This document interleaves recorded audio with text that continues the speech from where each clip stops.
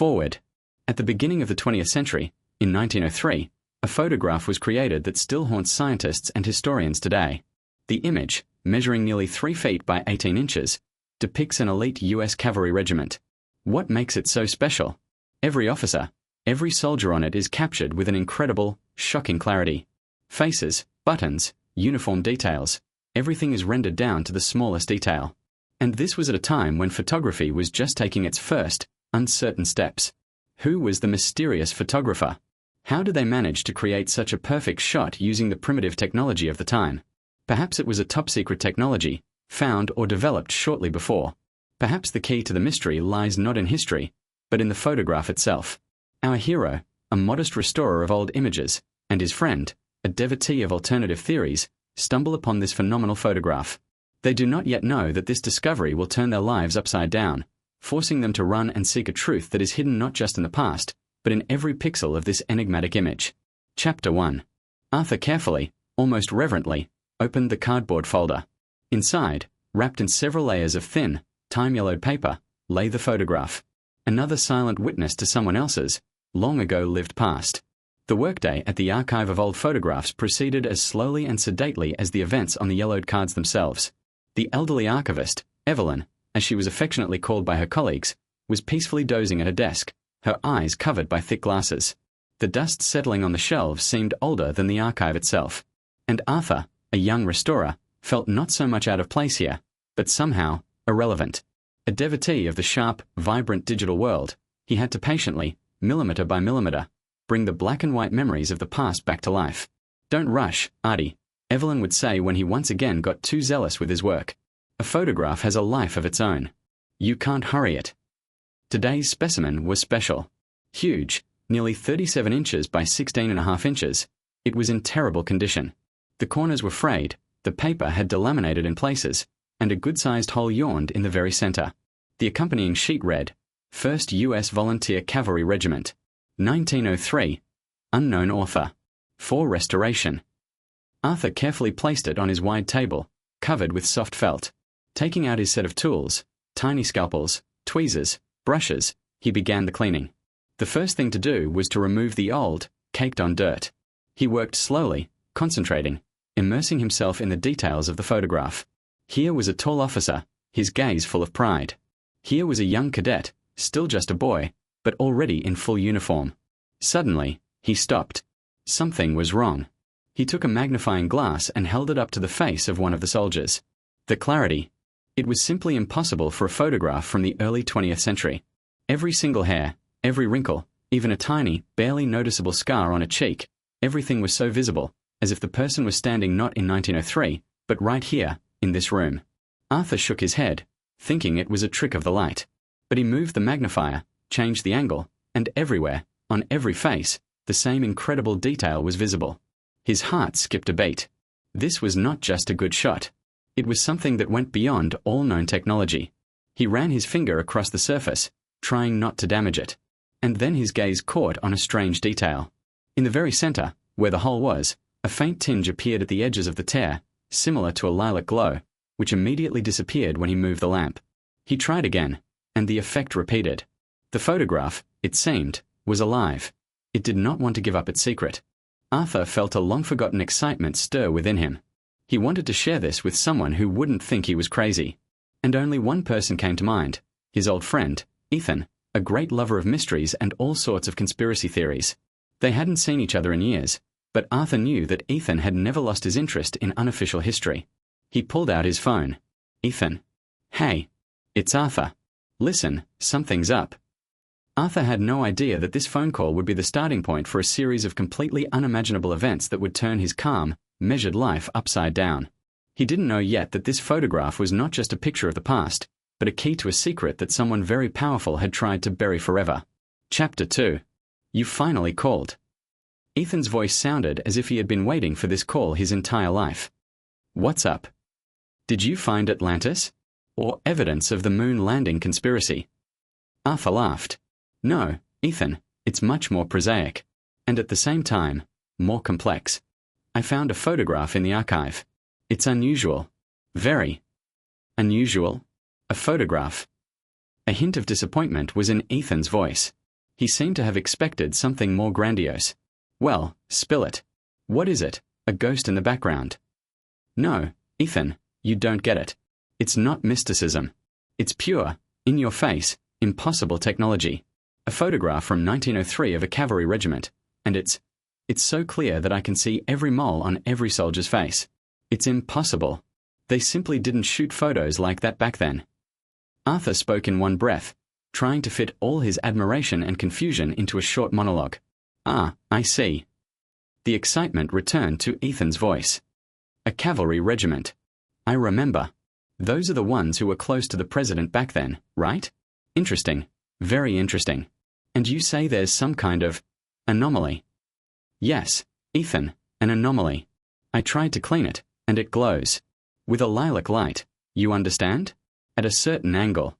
I swear to you, it's some kind of chemical reaction. Arthur could barely contain himself, trying not to shout with excitement. Wait, slow down. Ethan halted his train of thought. This is a great topic. Unknown 19th century technologies. We'll develop this so much that all those fundamentalist scientists will be green with envy. You know that official history is just one version. What if there was another, inconvenient one? What if our civilization didn't develop linearly, but in leaps? A period of flourishing, then a decline. Like your photograph, sometimes clear, sometimes blurry. Ethan, are you starting that again? Let's leave your conspiracy theories out of this. It's just a photograph. For now. I'm suggesting you come and see. Maybe I'm missing something. You're our expert on everything unusual. I'll come, Arthur, but you know my conspiracy theories are just common sense. Why don't we have any photographs made with this technology in later years? Why did no one else photograph like that? Do you think it's just a coincidence? I don't think so. I believe someone deliberately buried this technology. It was too powerful, too dangerous. Can you imagine if you could use it to? Ethan fell silent, as if he had just realized he had said too much. What, Ethan? What could you do? Arthur felt himself involuntarily drawn into some strange, incomprehensible game. Hold on, not now, Ethan cut him off. I'm on my way. Wait for me. And most importantly, don't show this photograph to anyone. You understand me? Arthur promised that no one would see the photograph, but he didn't know that his colleague, Evelyn, who had been sleeping at her desk, had heard everything, and she had her own, very old, scores to settle with the secrets of the past. Chapter 3. Evelyn cracked one eye open. Her small, bead-like pupils gleamed predatorily. She wasn't sleeping at all, she was just pretending. Over her many years working in the archive, she had learned to recognize something in people, something that makes them abandon their mundane lives and chase ghosts of the past. Her keen, trained ear had caught every word of Arthur's conversation. The cavalry regiment. A photograph from 1903. An anomaly. Ethan, that pesky boy, who loved to dig into things he shouldn't. She carefully leaned back in her chair, so as not to disrupt her facade of slumber. Her old heart was beating in a special way.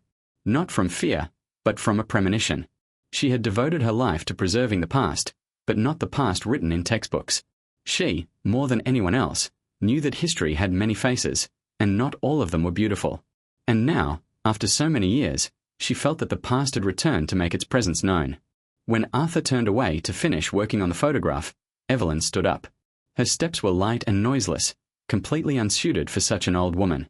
She walked to the table where the photograph lay. Her gaze was fixed on the location of the tear. She knew there was something there. She had seen this photograph dozens of times, but today she was seeing it for the first time. Not as an exhibit, but as a living entity, full of mystery. She leaned down, examining the lilac gleam. Her fingers trembled. She remembered. She remembered her father, who, as a very young man, had served in that regiment. She remembered his stories, which always had many omissions. He never talked about that photograph. Never. And only once, when she, as a little girl, asked why he didn't look like the other soldiers, he snapped, "Don't touch it, daughter. And don't ask." She took Arthur's magnifying glass and held it up to the tear. The lilac glow was faint, almost imperceptible, but she saw it. And in it, it seemed to her, she could make out symbols. Tiny, like hieroglyphs, they were applied to the surface of the paper itself. But how? With what? It was impossible to do with a regular photographic emulsion. At that moment, Ethan entered the archive. He was tall, thin, with disheveled hair and a burning look in his eyes. He instantly assessed the situation. Arthur in his work coat and Evelyn bent over the photograph. Arthur, you promised no one would see it. Ethan was clearly displeased. Ethan, I swear, Evelyn, she was sleeping. Arthur began to justify himself. The sleeping beast isn't asleep, it's waiting, Evelyn muttered, lifting her eyes to him. There was no more drowsiness in them, only a sharp, keen gaze. I heard everything, boys. And I'll tell you that you've gotten yourselves into big trouble. And you have no idea how big. Evelyn was not as simple as she seemed. Arthur and Ethan were about to learn that the old woman had her own long history, one that was connected to their discovery much more strongly than they could have imagined. Chapter 4. Ethan and Arthur exchanged glances. In their eyes, Evelyn had always been just a part of the decor, a constant fixture of the archive. Her wise, but almost always half-asleep eyes seemed to have never seen anything but old documents. And now, this turn of events. What trouble, Evelyn? What are you talking about? Arthur was the first to regain his composure. Evelyn did not answer. She took the magnifying glass again and held it up to the tear. See these symbols? Do you? She pointed to the tiny, barely visible marks. Ethan leaned over the photograph. Yeah, I see them. They look like some kind of Sumerian cuneiform, but more angular. What are they? This is something that was buried more than 100 years ago. Evelyn straightened up. My father. He served in this regiment. He was a cadet, just a boy. He knew about the existence of this photograph, and that it was alive. Alive? Arthur repeated. What do you mean? Father said the shot was taken on a special plate. Light sensitive, but not like all the others. According to him, it captured not only light, but also energy. The emotions, the thoughts of people. I don't know how it works. I just know that's how it was. And these symbols. Ethan was engrossed in the new information. He said it was a cipher, the key to what this photograph really hides. But it was encrypted not for someone to decipher, but for no one to decipher. The technology was created by the military. And then it disappeared, along with the photographer. And no one ever made such photographs again. So that's why they look so clear. Arthur exclaimed. They don't just reflect light, they absorb all the information. And these symbols, they must be the instructions on how to extract that information. Instructions or a warning, Evelyn corrected. My father said that after this photograph was taken, strange things started to happen in the regiment. Many soldiers fell ill. They began to have hallucinations. They saw what was, and what was yet to be. And those who were in the photograph went insane. My father miraculously avoided it because he was in the reserves.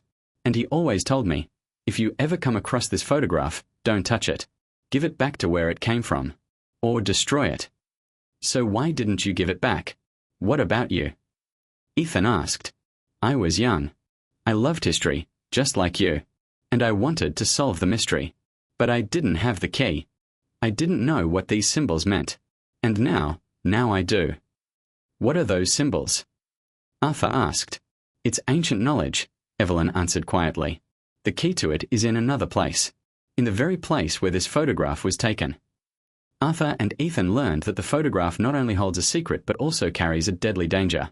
And they had a new goal, to find that very place, to decipher the symbols and understand what really happened in 1903, before someone else could get to them. Chapter 5. Ethan jumped up, his eyes burning. I told you. It's not just a photograph, it's an artifact. Ancient knowledge that they tried to steal. Or hide. We have to go. Immediately. Arthur was more cautious. He adjusted his glasses on his nose and scratched the back of his head. Wait, Ethan. Go where? Where it was taken. That's not an address. It's not even a city. First, we need to figure out where that is. Look, in the background. There's a forest, a river maybe, but nothing specific. I'm telling you, it's something more. It's not just any place, it's a sacred place. Some kind of energy nexus. We'll find it, Arthur. I'm sure of it.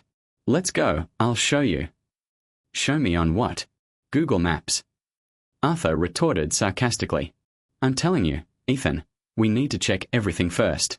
I have access to old maps, to military archives. I'll try to find the location of the regiment's summer camp. Maybe there are some mentions. And only then will we think about a trip.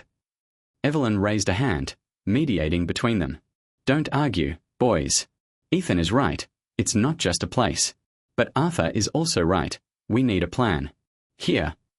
She reached into the pocket of her old coat and pulled out a small packet wrapped in a handkerchief. Inside was a yellowed postcard. On one side, an image of a church. On the other, illegible, faded handwriting. My father gave me this. He said it was the key. The photograph was taken at the summer camp, which they called Old Oaks. That place, it's special. My father said there was something there that couldn't be captured. Arthur took the postcard, his gaze immediately catching on the image. This church. I recognize it. It's in the town of... He fell silent, his face taking on a thoughtful expression. In the town, Evelyn confirmed. I could never figure out what town it was. I thought it was just a beautiful postcard. But now, it seems, you've found it. Ethan came closer. That's not just any town. That church. It looks like the one described in the works of an old alternative historian. He wrote that it hid some symbols. Ethan, your alternative history again, Arthur sighed. How is it an alternative if it helps us find what we are looking for? The fundamentalist scientists deny everything. They don't want to see the obvious. Arthur, you see for yourself that this photograph can't exist within the framework of official science. You yourself said it was impossible. All right, Arthur said, conceding. This time I'm willing to accept your theory. If it helps us find what we are looking for, we'll go there. But first I'll make a copy of this postcard and the photograph. Just in case. Evelyn shook her head. No need to copy. It won't help. Father said that only the original carries with it that very energy. That's why the pictures came out the way they did. As soon as a photograph gets to the archive, that energy falls asleep. And only when someone finds it does it wake up. You woke it up.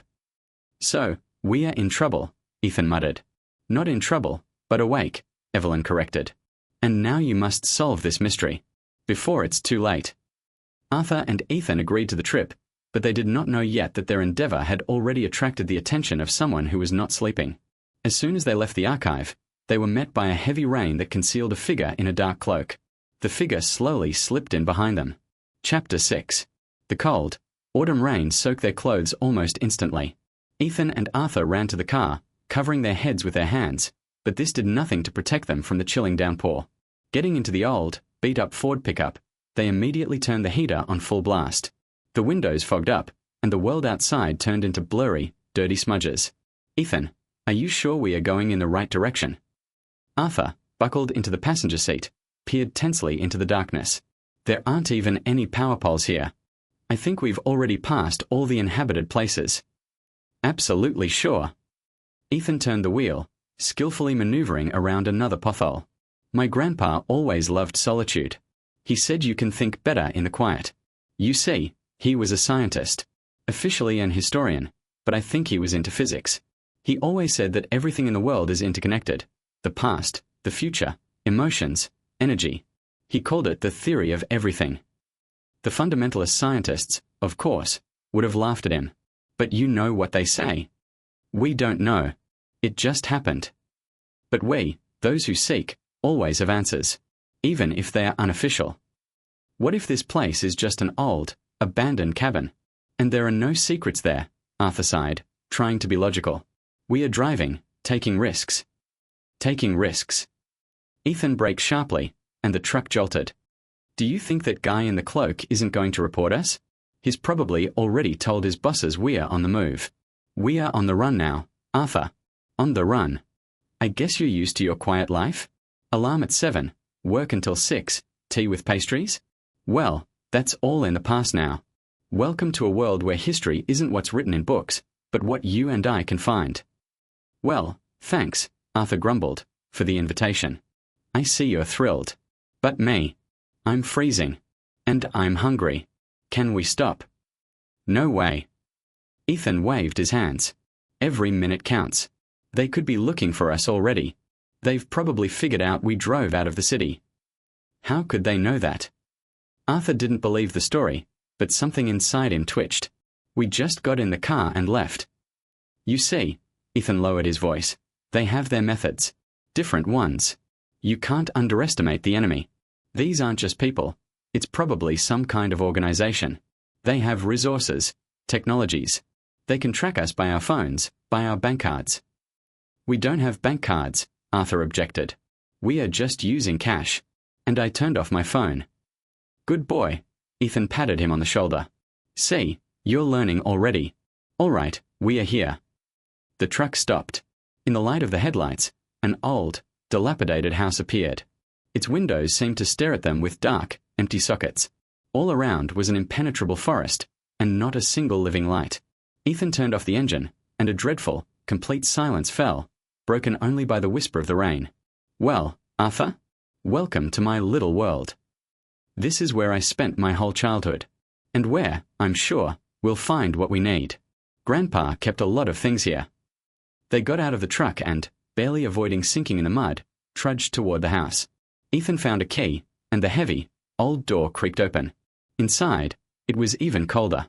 Old devices, flasks, and wires were scattered everywhere. The room was filled with the smell of old, musty paper and dust.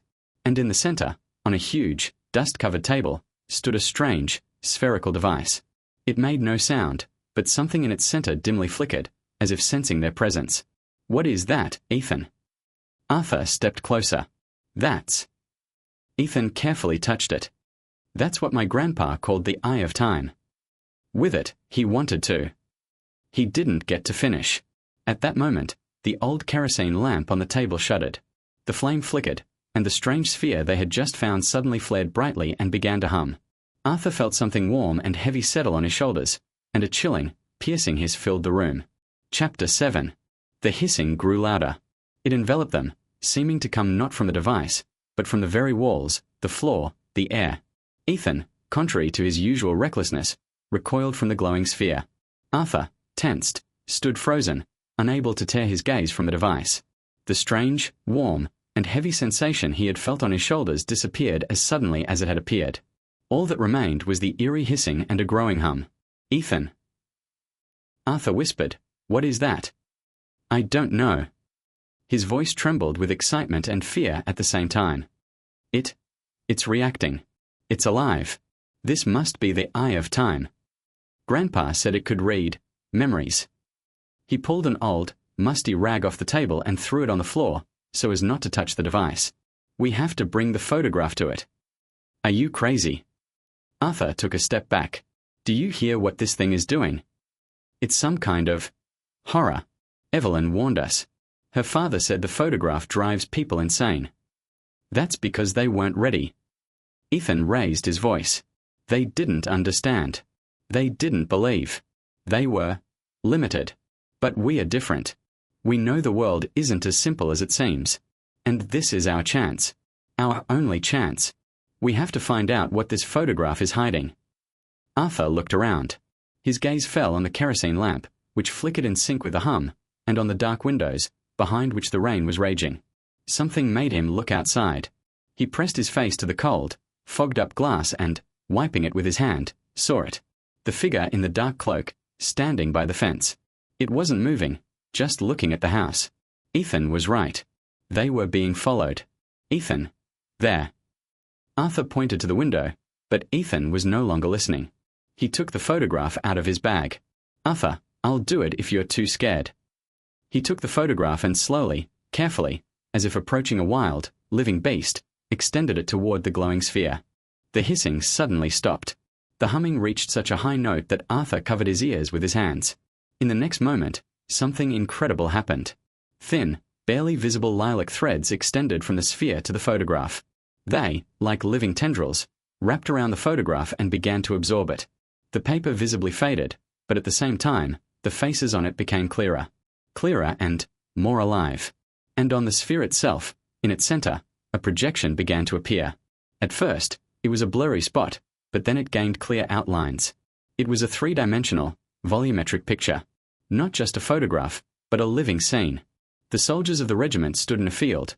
The wind rustled their uniforms, and their faces, so familiar and at the same time so unknown, expressed horror, and panic, and fear. Their eyes looked somewhere into the distance, beyond the frame. and Arthur and Ethan could see it from all sides, moving their heads. They were not just spectators.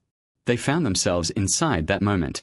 And then one of the soldiers, the very one whose face Arthur was restoring, slowly turned his head. His eyes, filled with unbearable fear, met Arthur's, and the soldier screamed.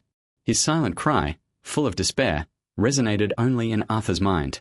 And then he heard it. A clear, quiet, but so distinct voice, which sounded in his consciousness, "Don't look. He is watching. Run." Arthur hadn't had time to understand what this meant when a burning pain pierced his entire body. He looked at Ethan. He had fallen, clutching his head, and a thin stream of blood was flowing from his nose. The photograph, having lost all its clarity, crumbled into dust, and the strange sphere went out, plunging them into a pitch-black darkness, broken only by the pounding of their own hearts. Chapter 8. Arthur scrambled up, stumbling over a chair. Pitch-black darkness. Heavy, damp air, and only the pounding of his own heart, echoing somewhere in his ears. He didn't know how much time had passed. A second, a minute, an eternity. He, trembling, reached for his phone to turn on the flashlight. The phone screen lit up, but immediately went dark. The same thing happened with Ethan's phone. They were dead. Ethan, are you okay? Arthur began to feel the floor with his hands. He bumped into his friend's hand, which was cold and lifeless. "Ethan, say something." I'm okay." A muffled groan was heard. "My head. It hurt so bad." What was that? Arthur fumbled for the light switch on the wall, but the light didn't turn on. He reached for his phone again to turn on its flashlight, but the phone didn't respond. He stumbled to the window. There, behind the wet, dirty glass, stood the man in the cloak. He slowly raised his hand and waved at them. Arthur staggered back. "Ethan, there's..." Arthur's voice was filled with panic. "There's someone out there. He's waiting for us." "So we did everything right." Ethan, leaning on the table, with great difficulty, got up. "If they're here, it means we are on the right track." "What happened?" "The photograph. Where's the photograph?" Arthur carefully knelt down. There was nothing on the floor but dust. No traces. As if the photograph had never existed. "Ethan, it's gone." It crumbled into dust. "So we used up its energy to the end." Ethan tried to smile, but his face was pale and exhausted. Apparently, it had a limit. Like any technology. Any technology? You saw what that was. It wasn't technology. It was some kind of horror. They went insane. And you, Ethan, you almost died. Blood. You have blood. "It's nothing." Ethan waved his hand. "A nosebleed. It happens. Probably due to a sudden change in pressure. Or, you know how it is when a huge amount of information tries to get out of your head? That's it. That's what it is. I have so much in my head right now. I remembered." "What did you remember, Ethan?" Arthur didn't believe a word he said. "It's not my memory." Ethan closed his eyes and leaned back, breathing heavily. It's their memory. The soldiers. You won't believe it, Arthur, but they didn't go insane. Their brains just couldn't handle such a flow of information. They saw what was shown to them. The future. Our future. And they were horrified. And why? Arthur felt a cold sweat run down his spine. Why were they horrified? "I don't know." Ethan opened his eyes. There was no more of his former enthusiasm in them, only fear. "I only saw one shot. A war. Everything on fire. And that cloak." He pointed to the window. The soldier saw him. He was watching them. The very same person. He's not from our time. I don't know who he is. But he's waiting for us. "Ethan." Arthur sat next to him. For the first time all day, he felt that everything they were doing was no longer a game. This was true reality. "We need to get out of here. What are we going to do?" We'll find Grandpa's journal." Ethan got up. He was swaying, but his gaze was fixed on the old, abandoned table.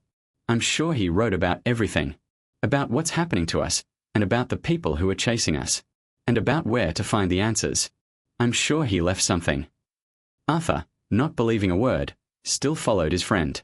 He didn't know yet that a journal awaited him not just with an answer, but with something that would make him believe in the existence of alternative history once and for all. Because in the journal there wasn't just a record. There was a photograph of him and Ethan. Chapter 9. Arthur cautiously leaned on the table, helping Ethan up. He was as pale as a sheet, but in his eyes, despite the pain, a creepy, unhealthy fire was burning. To see the future. Unbelievable, but Arthur could no longer dismiss the thought. He himself had felt it. That voice in his head. Don't look. He's watching. Run. It wasn't a figment of his imagination. It was a clear, unambiguous warning. Are you okay? Can you walk? Arthur asked. I think so, Ethan swayed. My head is still spinning. But I know what we have to do. A flashlight. There must be an old flashlight here somewhere. Grandpa never trusted electricity. He said it. Drowns things out. In the total darkness, lit only by the faint light of the kerosene lamp, they began to search. Arthur, with his characteristic meticulousness, methodically felt every shelf. Ethan, on the contrary, acted randomly, knocking flasks and vials to the floor, ignoring the sound of breaking glass. Finally, Arthur came across a cold, metal cylinder. It was an old Army-issue flashlight. He tried to turn it on, but nothing happened. It shorted. Arthur muttered, trying to shake the flashlight. Give it here. Ethan snatched it from him. Grandpa said old things have their own energy. You just have to wake it up. He hit the flashlight against the table, and it gave a faint flicker. Ethan tried again, and this time a bright, yellowish beam pierced the darkness. The light picked out an old cabinet filled with books from the gloom. There. Ethan cried with joy. In there. His journals are in there. He kept records from childhood. They ran to the cabinet. It was locked with an old, rusty padlock. Arthur tried to open it, but the lock wouldn't budge. Then Ethan, without thinking, punched it, and the lock flew off. The doors creaked open, revealing old, tattered books. They were in leather bindings, each with a faded inscription. Journal. Boli. Journal. Volume 2, and so on. Ethan, with trembling hands, pulled one of them out, the thickest one. This is the last one, he said. I remember it. Grandpa always kept it separate. He said it held the most important secret. They sat on the floor, surrounded by dust and the smell of the past. Ethan opened the journal. On the first page there was nothing but a date. 1903. They turned a few pages, and on one of them was a photograph. Arthur screamed, recoiling. In the photograph were the two of them. Arthur and Ethan, young, but already adults. They were sitting at the very same table where the Eye of Time stood, and in their hands was the very same photograph. Arthur was in his work coat, and Ethan, in the same jacket he had arrived in. Their faces held the same expression, a mixture of surprise, fear, and horror. This is impossible, Arthur whispered. Grandpa, he knew we would come, Ethan's voice trembled. He foresaw it. In the journal below, the photograph was an entry. Illegible handwriting, written with a trembling hand. I don't know how many times this will repeat, but I know they will come. These two. One a skeptic, the other a dreamer. Together they can solve the mystery. They will find the photograph. They will find the eye. And they will see. What I saw. What drove an entire regiment insane. I must warn them. You cannot stay here. When the light goes out, he will come. He is waiting for his hour. Since that very 1903. His goal is to destroy the photograph. And everyone who touches it. Because the photograph is not just a picture. It is a mirror. It reflects the past. And the future. And he is a guardian. But not of the truth.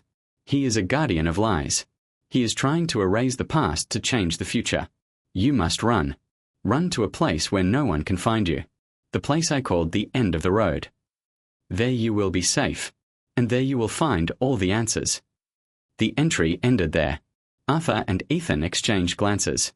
There was no more fear in their eyes. Only determination. They had to find the end of the road before the guardian of lies got to them.